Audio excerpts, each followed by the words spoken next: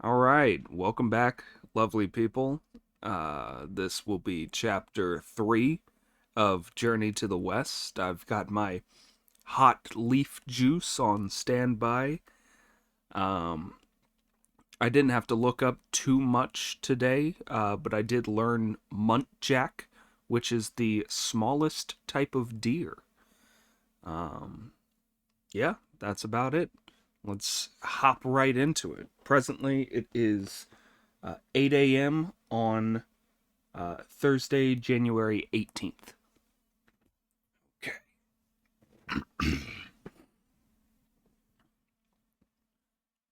Chapter 3.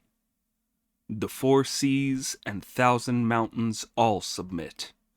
In the ninth hell, the 10th category is struck off the register.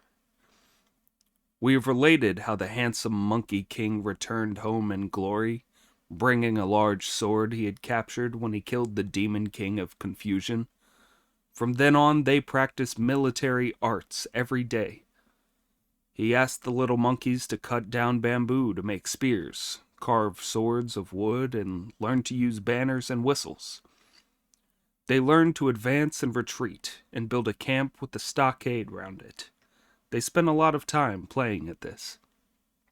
Once Sun Wukong was sitting in his seat of meditation when he wondered, what would happen to us if our games were taken for the real thing? What if it alarmed some human monarch or gave offense to some king of birds or beasts? They might say that we were having military training for a rebellion and attack us with their armies. You would be no match for them with your bamboo spears and wooden swords. We must have really sharp swords and halberds.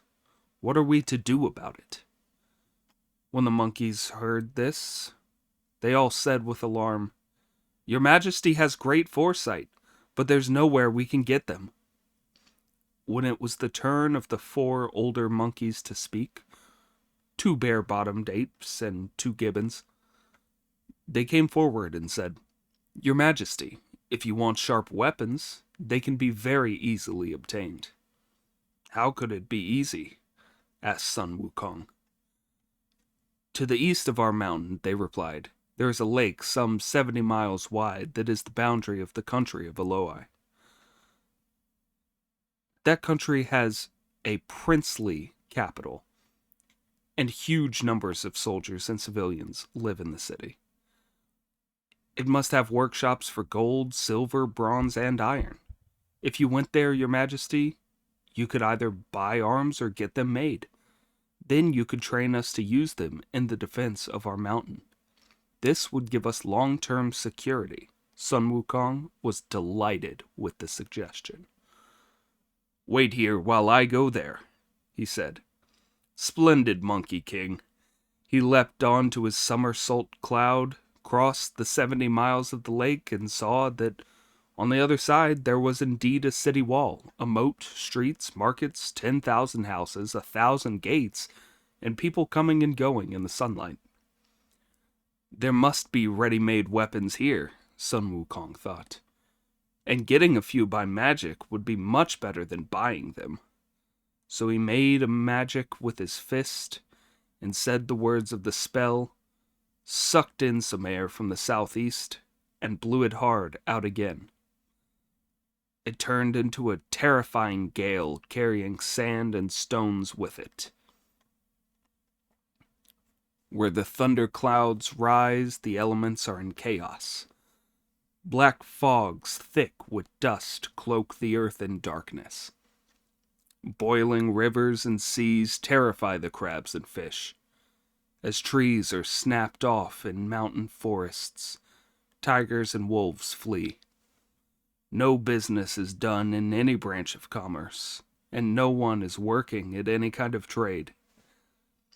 In the palace, the king has gone to his inner quarters, and the officials in front of the steps have returned to their offices. The throne of princes are blown all over. Towers of 5 phoenixes are shaken to their foundations. Where the storm blew, the prince of Aulai fled in terror. and the gates and doors were shut in the streets and markets. Nobody dared to move outside. Sun Wukong landed on his cloud and rushed straight through the gates of the palace to the arsenal and the military stores, opened the doors and saw countless weapons.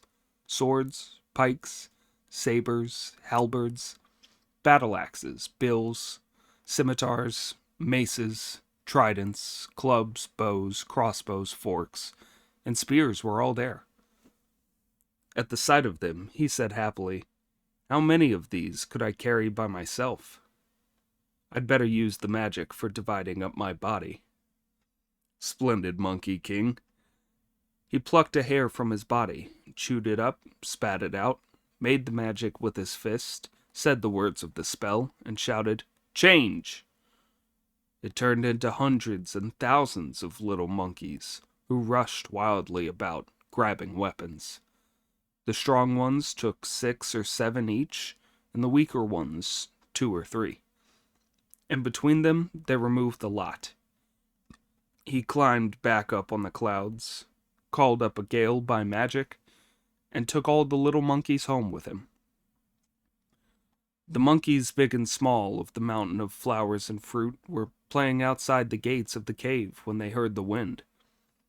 At the sight of countless monkey spirits flying through the air, they fled and hid. A moment later, the handsome Monkey King landed his cloud, put away his mists, shook himself, replaced his hair, and threw all the weapons into a pile beside the mountain. "Children," he shouted, "come and get your weapons." When the monkey masses looked, they saw Sun Wukong standing by himself on some level ground, and they all rushed over to him to kowtow and asked what had happened. Sun Wukong told them the whole story of how he raised the gale and took the weapons. After all the monkeys had thanked him, they snatched sabers, grabbed swords, seized battle axes, fought for pikes, drew bows, stretched crossbows, shouted, yelled, and so amused themselves for the rest of the day. The next day they paraded as usual. Sun Wukong assembled all the monkey host, and they numbered over 47,000. This had alarmed all the strange beasts of the mountain: wolves, monsters, tigers, leopards, deer, muntjacs, river deer, foxes, wildcats, badgers, raccoons, lions, elephants, horses, orangutans, bears, stags, wild boar, mountain cattle, antelopes, rhinoceroses, little dogs, huge dogs. The kings of various kinds of monsters, 72 in all came to pay homage to the Monkey King. They offered tribute every year and attended court in each of the 4 seasons. They also took part in drill and paid their seasonal grain levies. Everything was so orderly that the mountain of flowers and fruit was as secure as an iron bucket or a wall of bronze. The kings of the monsters sent gongs, drums, colored flags, helmets, and armor in great abundance, and every day there were military exercises. One day, amid all this success, the handsome Monkey King suddenly said to the other monkeys, "You are now expert in the bow and crossbow, and highly skilled in other weapons, but this sword of mine is too clumsy for my liking. What shall I do about it?" The 4 veteran monkeys came forward and submitted a suggestion. "Your Majesty is an immortal, so mortal weapons are not good enough for you. We wonder if your Majesty is able to travel underwater." "Since hearing the way," Sun Wukong replied, "I have mastered the 72 earthly transformations. My somersault cloud has outstanding magical powers. I know how to conceal myself and vanish. I can make spells and end them. I can reach the sky and find my way into the earth. I can travel under the sun or moon without leaving a shadow, or go through metal or stone freely. I can't be drowned by water or burned by fire. There's nowhere I cannot go. If your Majesty has these magical powers, The stream under our iron bridge leads to the Dragon Palace of the Eastern Sea. If you're willing to go down there, go and find the Dragon King and ask him for whatever weapon it is you want. Wouldn't that suit you?" "Wait till I get back," was Sun Wukong's delighted reply. Splendid Monkey King. He leapt to the end of the bridge and made a spell with his fist to ward off the water. Then he dived into the waves and split the waters to make way for himself, till he reached the bed of the Eastern Sea. On his journey, he saw a Yaksha demon who was patrolling the sea. The Yaksha barred his way and asked, "What sage or divinity are you, pushing the waters aside like that? Please tell me so that I can make a report and have you properly received." "I am the heaven-born sage, Sun Wukong, for the Mountain of Flowers and Fruit, and your old Dragon King's close neighbor. How is it you don't know me?" When the Yaksha heard this, he hurried back to the Crystal Palace and reported, "Your Majesty, Sun Wukong, the heaven-born sage from the Mountain of Flowers and Fruit, who says he is your neighbor, is coming to your palace." Ao Guang, the old Dragon King of the Eastern Sea, leapt to his feet and went out to meet Sun Wukong with his dragon sons and grandsons, his prawn soldiers, and his crab generals. "Come in, exalted immortal," he said, taking Sun Wukong into the palace, where they introduced themselves, seated him in the place of honor, and offered him tea. Then the Dragon King asked him, "Exalted immortal, when did you find the way, and what magic arts did you acquire?" "After my birth," said Sun Wukong, "I renounced the world and cultivated my conduct, and thus obtained an immortal and indestructible body. Recently I have trained my sons and grandsons to guard our cave, but unfortunately I have not yet found myself a weapon. I have long heard that my illustrious neighbor enjoys the delight of a jade palace with gate towers of cowrie, and I was sure that you must have some magic weapons to spare, so I have come especially to beg one of you." Not wishing to refuse this request, the Dragon King sent Commander Perch to fetch a large sword and offer it to Sun Wukong. "I don't know how to use a sword," said Sun Wukong, "so could I ask you to give me something else?" The old Dragon King then sent Colonel Mackerel and Guard Commander Eel to fetch a 9-pronged spear. Sun Wukong leapt down from a seat, took it, tried it out, then flung it down, saying, "It's too light, far too light, and it doesn't suit me. I beg you to give me another." The Dragon King smiled as he said, "Exalted immortal, don't you see that this weighs 3,600 pounds? "It doesn't suit me. It doesn't suit me at all," protested Sun Wukong. The Dragon King, feeling frightened now, ordered Provincial Commander Bream and Garrison Commander Carp to bring out a patterned heavenly halberd for warding off spells that weighed 7,200 pounds.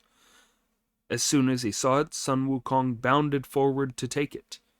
He tried a few postures and thrusts with it, and then stuck it in the ground between them. Still too light, far too light. The Dragon King, now really terrified, said, "Exalted immortal, that halberd is the heaviest weapon in my palace."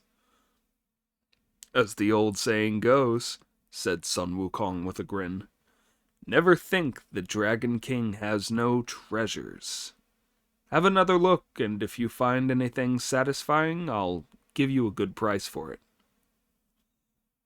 "I really have nothing else," the Dragon King replied. As he was speaking, his dragon wife and dragon daughters came in from the back of the palace and said, "Your Majesty, By the look of him, this sage must really be somebody. This piece of miraculous iron that anchors the Milky Way in place has been shining with a lovely rosy glow for the last few days, and creating a most auspicious atmosphere. Perhaps it has started to shine to greet this sage? That piece of miraculous iron is one of the nails that you the Great used to fix the depths of rivers and seas when he brought the waters under control, said the Dragon King. What use could it be? Never mind whether it's useful or not, his wife replied.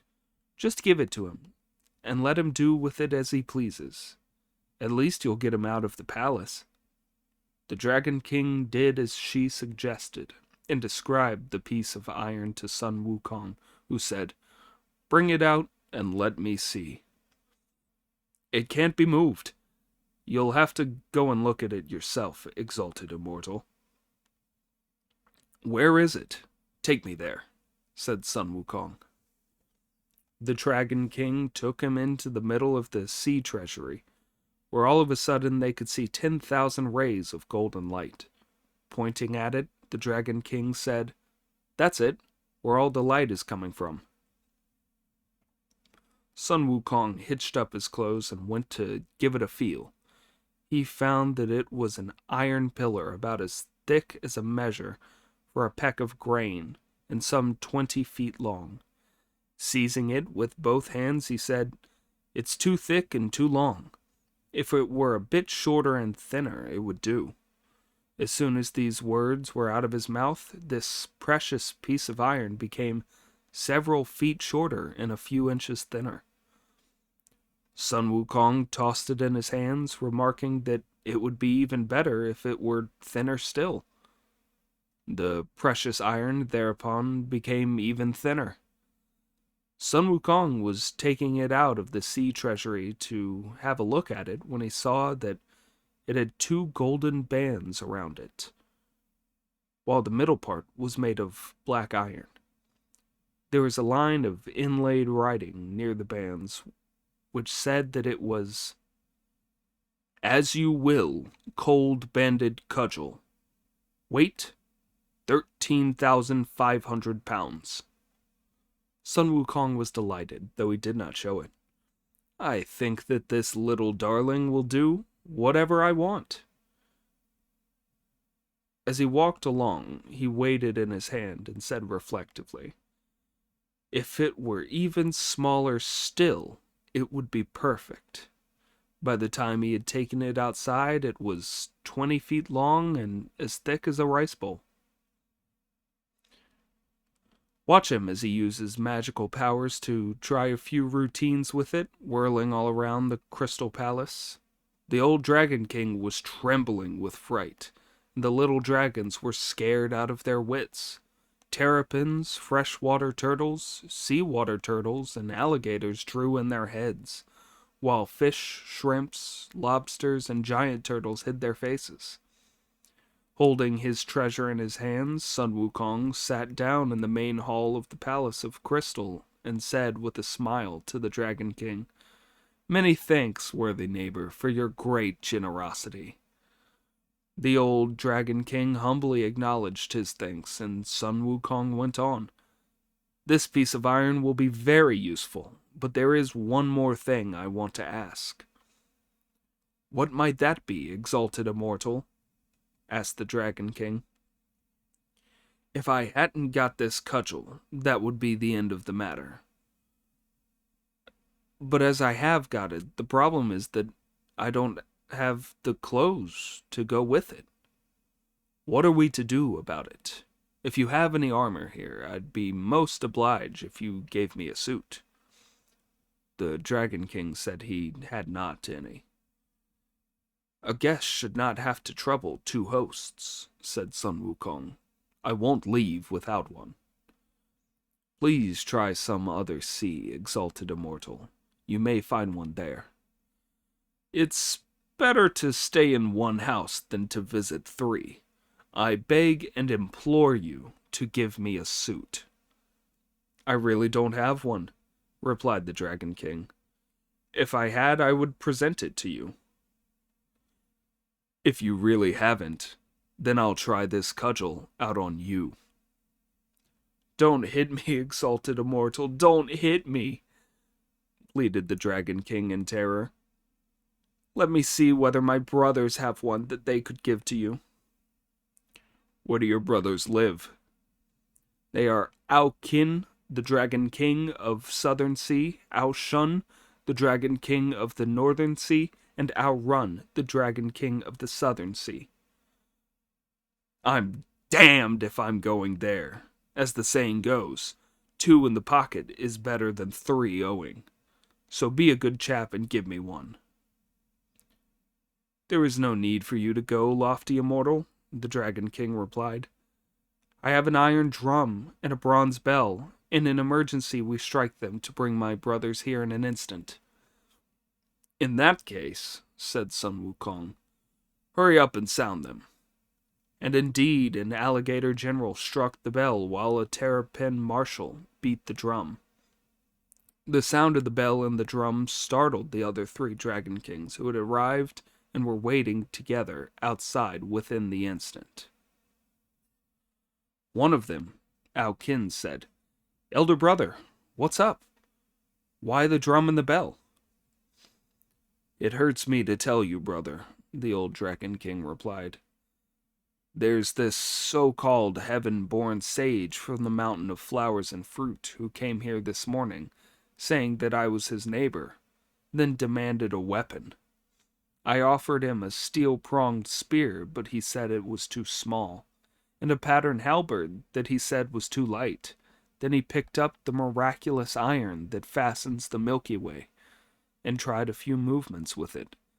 Now he's sitting in the palace demanding a suit of armor, but we haven't got one. That's why I used the bell and the drum to call you here. You 3 must have some armor. Please give him a suit, then we can get rid of him. When Kin heard this, he said in a fury, To arms, brother! Arrest this criminal. No, it's out of the question, said the old Dragon King. If that iron cudgel of his gets you, you're done for. If it hits you, you die. If it comes close, your skin is broken. And if it so much as brushes against you, your sinews are smashed. Run, the Dragon King of the Western Sea, said, Second brother, you must not attack him. Instead, we should put a suit of armor together for him, then send him away. We can send a memorial about it to heaven. Then heaven will of course punish him. You're right, said Shun, the Dragon King of the Northern Sea. I have a pair of lotus root cloud-walking shoes. I've brought a suit of golden chainmail, said Run, the Dragon King of the Western Sea. And I have a phoenix-winged purple-gold helmet, added Kin, the Dragon King of the Western Sea. The old Dragon King was very pleased, and he brought them into the palace to meet Sun Wukong and present the equipment to him. Sun Wukong put on the golden helmet and the armor and the cloud-walking shoes, then charged out, waving his cudgel and saying to the dragons, My apologies for disturbing you. The 4 Dragon Kings were most indignant, but we will not go into their discussions on the protest they sent to heaven. Watch the Monkey King as he parts the waters and goes straight back to the Iron Bridge where the 4 senior apes can be seen waiting for him at the head of the monkey host. Sun Wukong suddenly leapt out of the waves without a drop of water on him and gleaming with gold. As he came across the bridge, the monkeys were so astonished that they fell to their knees and said, How splendid you look, your majesty, how splendid! Sun Wukong, his face lit up with youthful vigor, climbed up to his throne, thrust his cudgel into the ground in their midst.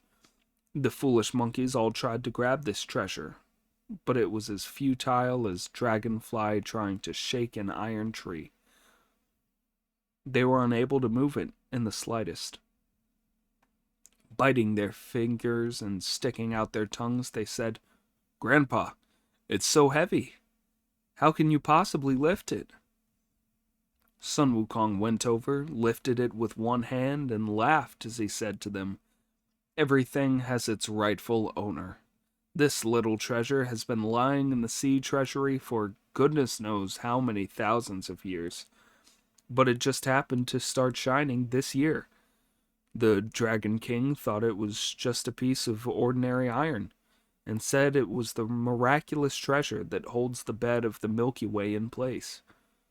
None of his men could move it, so he had to ask me to go and fetch it myself. It was more than 20 feet long then, and as thick as a peck measure. When I picked it up, I felt that it was too big, and it shrank till it was several times as small. I told it to get even smaller, and it did that too. Then I told it to get smaller still, and it got many times smaller again. I hurried out into the light of day to look at it, and I saw that there was an inscription on it that read, "As you will, gold-banded cudgel. Weight 13,500 pounds. Stand aside and I'll make it change again."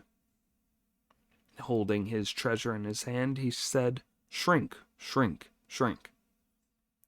And it became as small as an embroidery needle, tiny enough to be hidden in his ear. "Your Majesty," the monkeys cried out in astonishment, "bring it out and play with it again." So the Monkey King brought it out of his ear again, laid it on the palm of his hand, and said, "Grow, grow, grow." It became as thick as a peck again, and 20 feet long. Now that he was really enjoying himself, he bounded over the bridge and went out of the cave. Clasping his treasure, he used some of his heaven and earth magic, bowed, and shouted, "Grow!" He became 100,000 feet tall. His head was as big as a mountain, his waist like a range of hills. His eyes flashed like lightning. His mouth seemed to be a bowl of blood, and his teeth were as swords and halberds. The cudgel in his hands reached up to the 33rd heaven and down to the 18th hell.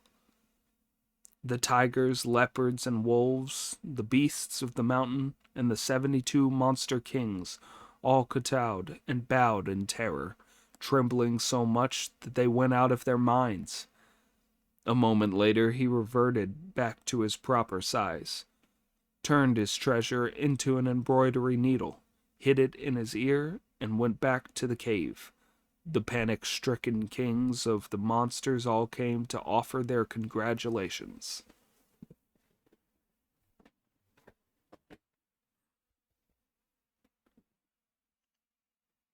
There was a great display of banners and drums, and the air resounded to the sounds of gongs and bells. Rare delicacies were set out in great quantities, cups brimmed with coconut toddy and the wine of the grape. And the Monkey King feasted and drank with his people for a long time. Then training went on as before. The Monkey King named 4 senior apes as his 4 stalwart generals. He named the 2 bare-bottom apes Marshal Ma and Marshal Liu, and called the 2 gibbons General Bang and General Ba.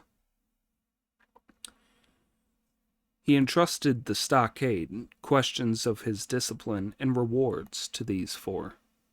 Thus freed from cares, he mounted the clouds and rode the mists, wandering the 4 seas and enjoying the 1,000 mountains. He practiced his martial arts, visited many a hero, used his magical powers, and made a wide and distinguished circle of friends. He met with 6 sworn brothers of his, Bull Demon King, the Salamander Demon King, the Rock Demon King, the Camel King, the Macaque King, and the Lion King. With him included, they made 7. For days on end, they talked about politics and war, passed round the goblet, strummed, sang, piped, danced, went off on days out together, and enjoyed themselves in every possible way.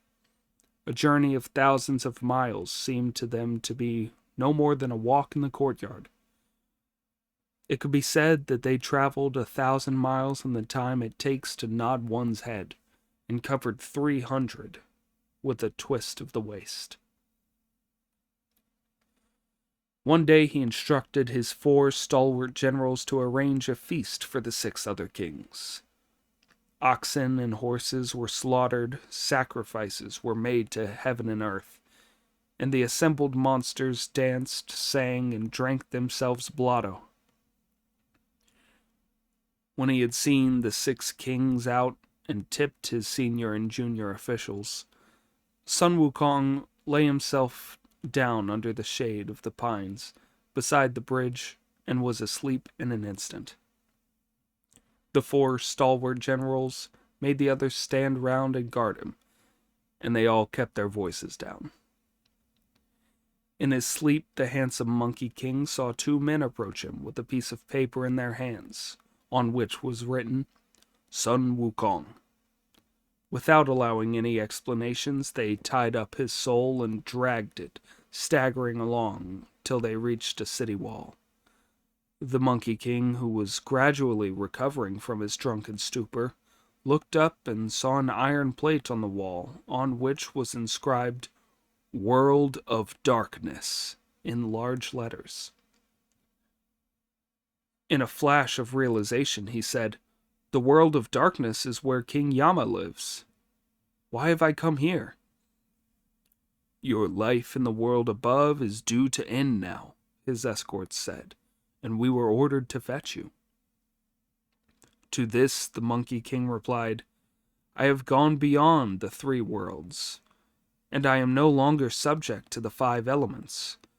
I don't come under King Yama's jurisdiction. How dare you grab me, you idiots?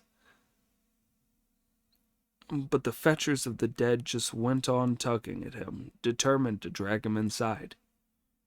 The Monkey King lost his temper, pulled his treasure out of his ear, and gave it a shake. It became as thick as a rice bowl. It only took a slight movement of his arm to smash the 2 fetchers, dead to a pulp. He untied his bonds, loosed his hands, and charged into the city, whirling his cudgel, so terrifying the ox-headed and horse-faced devils that they fled in all directions for cover. All the devil soldiers rushed to the Sin Luo palace and reported, Your Majesty, disaster, disaster! A hairy-faced thunder god is attacking us out there. Stricken by panic, the 10 kings who sit in the 10 palaces, judging the criminal cases of the dead, hurriedly straightened their clothing and went out to look. When they saw his ferocious expression, they lined up in order and shouted at the tops of their voices, Please tell us your name, exalted immortal. If you don't know who I am, replied the Monkey King, then why did you send men to bring me here? We wouldn't dare do such a thing. The messengers must have made a mistake. I am Sun Wukong, the heaven-born sage of the water curtain cave on the mountain of flowers and fruit. What are your posts? We are the 10 kings. Tell me your names at once, if you don't want a bashing.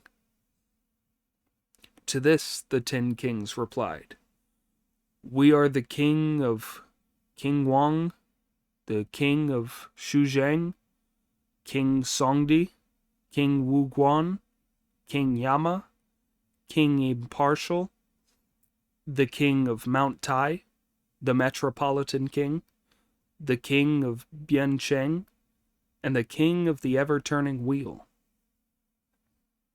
To this Sun Wukong replied, You are all kings and have esoteric understanding, so why don't you know any better?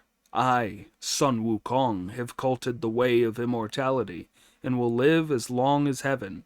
I've soared beyond the 3 worlds and leapt outside the 5 elements. So why did you send your men to get me? Please don't be angry, lofty immortal, the 10 kings said. Many people in the world share the same name, So perhaps the fetchers of the dead went to the wrong place. Nonsense, nonsense! As the saying goes, the magistrate may be wrong and the sergeant may be wrong, but the man who comes to get you is never wrong. Go and get the register of life and death for me to see. The 10 kings invited him to come into the palace and look through it.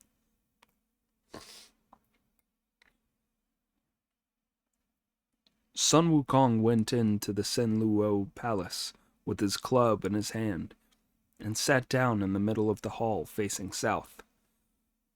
The 10 kings then ordered the presiding judge to fetch the register, and the judge hastened to his office and brought out 5 or 6 documents and 10 registers. He looked through them all one by one, but could not find Sun Wukong's name in the sections devoted to hairless creatures, hairy creatures, feathered creatures, insects, or scaly creatures. Then he looked through the monkey section. Now, although monkeys looked like men, they were not entered under the humans. Although they were like the hairless creatures, they did not live within their boundaries. Although they were like the running animals, they were not under the jurisdiction of the unicorn. And although they were like birds, they were not ruled by the phoenix. There was another register, and Sun Wukong looked through this one himself. Under soul number 1350 was the name of Sun Wukong, the heaven-born stone monkey, who was destined to live to the age of 342 and die a good death. I won't write down any number of years, said Sun Wukong. I'll just erase my name and be done with it. Bring me a brush. The judge hastily handed him a brush and thick black ink. Sun Wukong took the register, crossed out all the names in the monkey section, and threw it on the floor with the words, "The account's closed. That's an end of it. We won't come under your control any longer." Then he cudgeled his way out of the world of darkness. The 10 kings dared not to go near him, and they all went to the Azure Cloud Palace to bow in homage to the Bodhisattva. Damn it, I didn't look up that word. Bodhisattva. Ksitigarbha. Bodhisattva Ksitigarbha. I'll clarify at the end of the chapter. I'll look it up and bring clarity. And discuss the report they would send up to heaven. But we will not go into this. After charging through the city wall, the Monkey King tripped over a clump of grass, tried to regain his balance, and woke up with a start. It had all been a dream. As he stretched himself, he heard his 4 stalwart generals and the other monkeys saying, "Your Majesty, time to wake up. You drank too much and slept all night." "Never mind about my sleeping. I dreamt that 2 men came for me. They dragged me to the city wall of the world of darkness where I came round. I showed them my magic powers and went yelling all the way to the Senluo Palace, where I had an argument with those 10 kings and looked through the register of life and death of us. Whether there was mention of your names in the register, I crossed them out. We won't come under the jurisdiction of those idiots anymore." All the monkeys kowtowed to him in gratitude. The reason why, from that time on, so many mountain monkeys have never grown old is that their names are not on the books of the officials of the underworld. When the handsome Monkey King had finished telling his story, the 4 stalwart generals informed the other monster kings, who all came to offer their felicitations. A few days later, his 6 sworn brothers also came to congratulate him, and all were delighted to hear how he had struck the names off the books. We will not describe the daily feast that followed.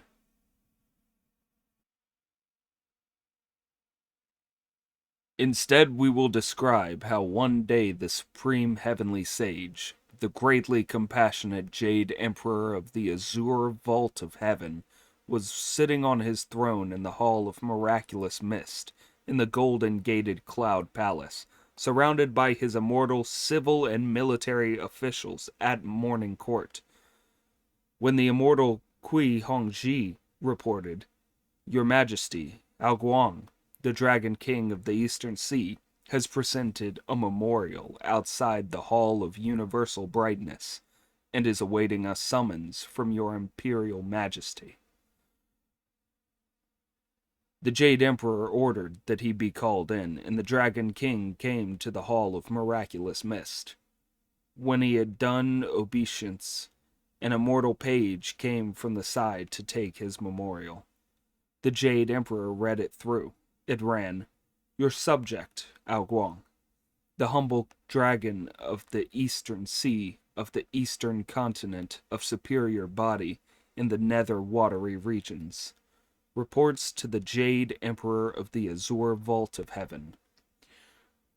Recently, one Sun Wukong, an immortal fiend born on the mountain of flowers and fruit, now living in the Water Curtain Cave, bullied this humble dragon and occupied my watery house by force. He demanded a weapon by displaying magical prowess. He insisted on having armor by showing off his evil powers. He terrified the watery tribe and made the tortoises and alligators flee in terror. The dragon of the southern sea trembled. The dragon of the western sea was made miserable. The dragon of the northern sea had to hang his head and come in submission, and I, your subject, Ao Guang, humbled myself before him. We had to present him with a miraculous iron cudgel, a golden phoenix-winged helmet, a suit of chainmail, and a pair of cloud-walking shoes, and we escorted him out politely. He continued to show off his martial arts and magic powers, and all he had to say for himself was, 'My apologies for disturbing you.' There is truly no match for him, and he is uncontrollable. Your subject now presents this memorial and respectfully awaits your sage decision. I humbly beg that my heavenly soldiers be sent to arrest this evil demon, so that the sea and mountains may be at peace, and the ocean may enjoy tranquility." When the Jade Emperor had read this through, he ordered, "Let the dragon god return to the sea.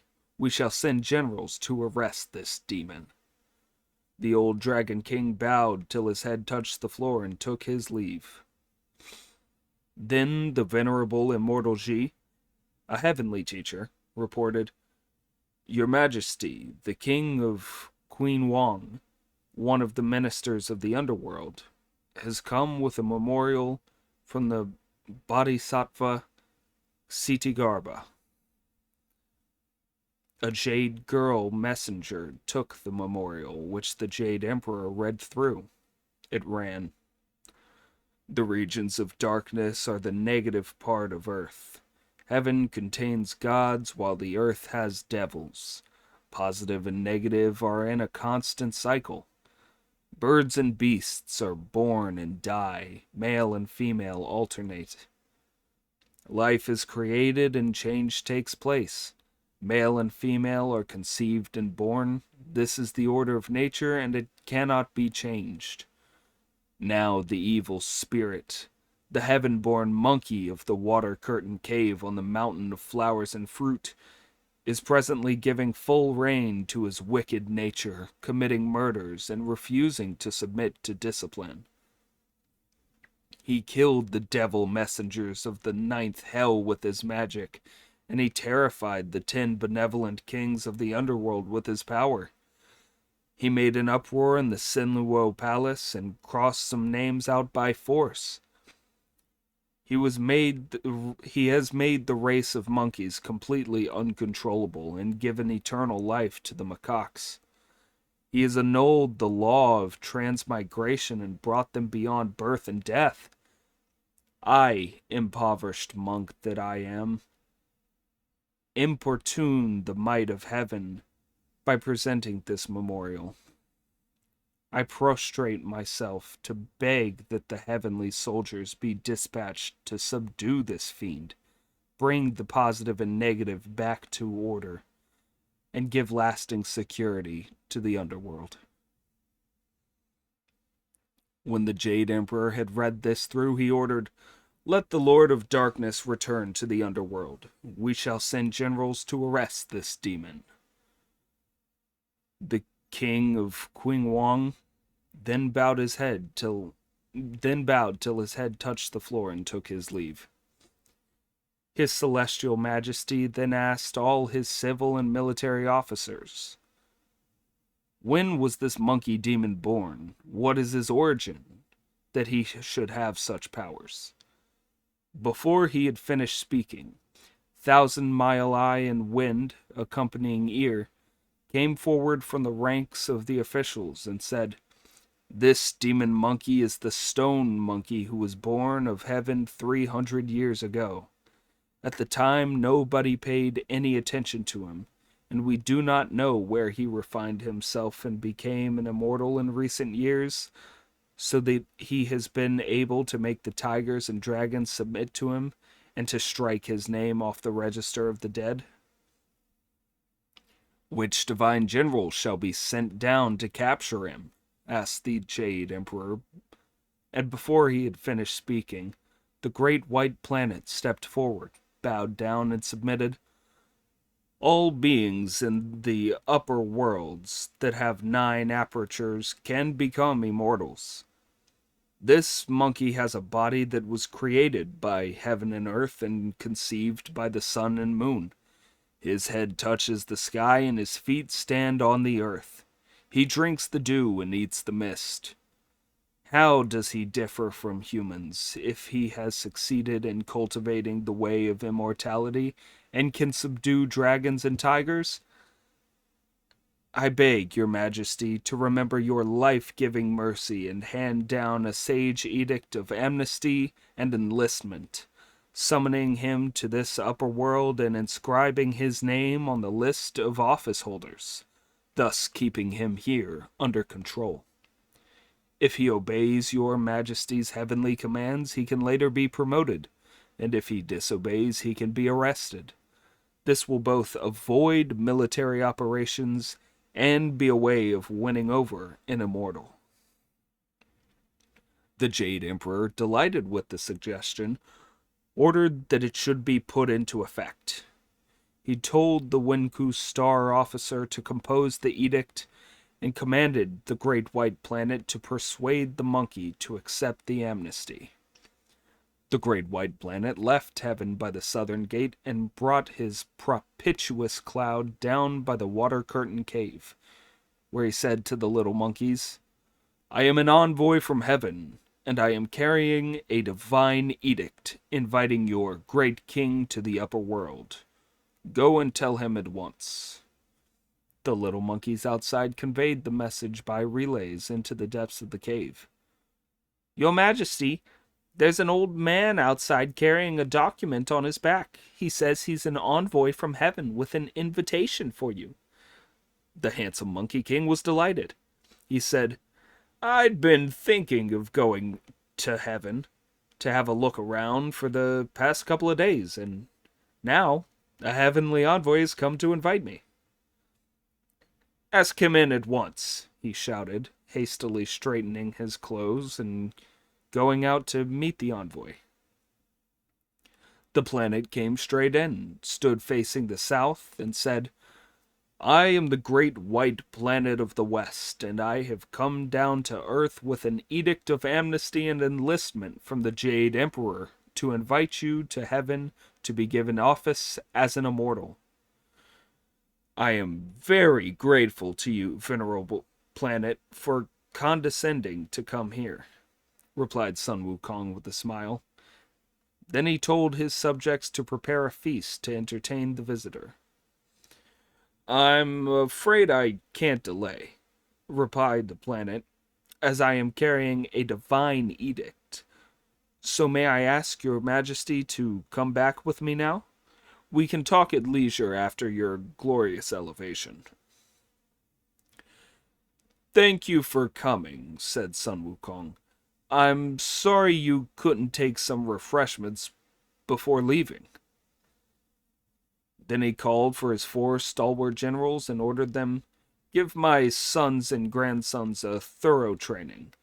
When I've had a look round in heaven, I'll take you all to live with me up there. The 4 stalwart generals accepted their orders, and the Monkey King made his cloud carry him up above the clouds. He was raised to a high-ranking heavenly office, listed among the courtiers in the clouds. If you don't know what office he was given, listen to the explanation in the next installment. Okay, finally, stumbled through the rest of that chapter. I'd been putting it off because I had to finish recording at a later time because I ran out of time on my initial attempt. But finally stumbled through it. Gonna move on to chapter 4 immediately after posting this. So yeah, hope you enjoyed. Hopefully now that I warmed up with the rest of chapter 3, chapter 4 is gonna go swimmingly. But yeah, do all the things, like, comment, subscribe, hit the bell icon. Tell me if you want me to read anything else, and I will. And that's it. Have a good night. Bye.